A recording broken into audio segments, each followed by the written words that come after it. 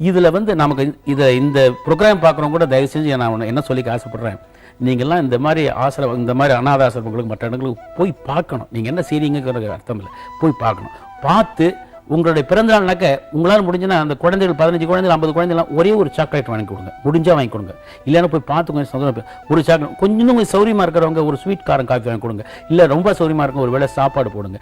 அப்புறம் அடிக்கடி அங்கே போயிட்டு இருந்தீங்கன்னா யாரும் பார்க்க வரமாட்டாங்க அந்த குழந்தைகளையோ அந்த நோயுற்றவர்களையோ கைகால் விளங்காதவங்களையோ இவங்களாம் பார்க்கறதுக்கு ஆளுங்களாம் வரமாட்டாங்க. நம்மளாம் எப்போது வேலைக்கு போனோம்னா கொஞ்சம் ஒரு 1/2 மணி நேரம் 10 நிமிஷம் பேசிட்டு இருந்தோம்னா you will feel happy. In fact நான் பல இடத்துல போயிருக்கேன், மனநிலை சரியில்லாத குழந்தைகள் அவங்க வந்து நான் வந்தவொன்னே ரெக்கக்னைஸ் பண்ணி கைதட்டி சிரிப்பாங்க. அவங்களுக்கு அதான் முடியும், அதாவது பழக்கப்பட்ட ஃபேஸுங்கிற அளவுக்கு.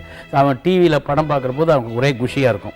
ஸோ அவங்களுக்கு ஒரு டைவர்ஷன், அதை நம்ம போய் பார்க்கணும். இப்போ உனக்காக மட்டும் சொல்லலை, எல்லாருக்கும் அந்த டிவி பார்க்குறேன் எல்லாருக்கும் சொல்கிறேன். அவங்க எல்லாரும் வந்து இந்த மாதிரி இந்த மாதிரி இடத்துக்கு அனாதாசிரமம் போனாங்கன்னாக்க அவங்கள அதை ஒழுங்காக நடத்துவாங்க. எல்லாரும் வந்து பார்க்குறாங்க, நம்ம வந்து மக்கள் கண்ணில் பட்டுட்ருக்கோம், அதனால் நம்ம ஜாக்கிரதையாக நடத்தணும், ஒழுங்காக நடத்தணும் அப்படிங்கிற எண்ணங்கள் அவங்களுக்கு ஏற்படும். ஸோ ஒருத்தருக்கு ஒருத்தர் நல்ல அசோசியேஷன் ஏற்படும். மனித நேயங்கிறது ஒருத்தனுக்கு இருந்தால் தான் அவன் வாழ்க்கையில் சந்தோஷமாக இருக்க முடியும்.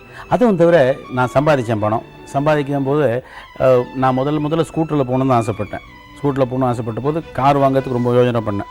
கார் வாங்குற போது ஏவிஎம் படத்தில் இங்கிறது போது தான் காரே வாங்கினேன். நான் முதல் கார் அது பஞ்சு சார் என்ன சொன்னால், நான் ஸ்கூட்டரில் வந்துட்டு இருந்தேன். ஸ்கூட்டில் வந்து கார் வாங்கிப்பா அப்படின்னாரு. எது முடியாது சார், நான் கார் வச்சுக்கிற அளவுக்கு வருவேன்னு தெரியாது. இப்போ scooter I can maintain. Okay sir.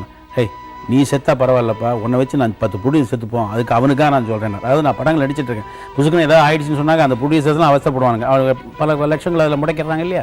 அதுக்கு அப்போ அவர் பஞ்சு சார் போது ஃபோர்ஸாக தான் சொல்லுவார். அவர் சொல்கிற வார்த்தைகள்லாம் அப்படி தான் நல்லதுக்கு தான் சொல்லுவார். அந்த மாதிரி ஒரு நினைக்கவே இல்லை இதெல்லாம் வரும், நான் அப்படிலாம் இருப்பேன். நான் 2-3 கார் வச்சுருக்கோம், இப்போ நல்லபடியாக வீடு கிட்ட வச்சுருக்கோம். பட் நமக்கு வரதை கொஞ்சம் அள்ளி எடுக்கிறது, கொஞ்சம் கிள்ளி கொடுத்தா என்ன தப்பு கிடையாது.